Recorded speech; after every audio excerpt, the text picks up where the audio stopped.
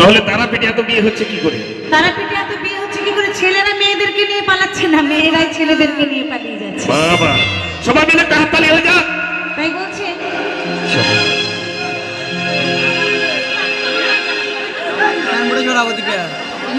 ওই কামাখ্যাতে না হয় তারাপীঠে তোমায় নিয়ে পালিয়ে যাব। ভালোবেসেছি যখন আমি তোমার বউ হব।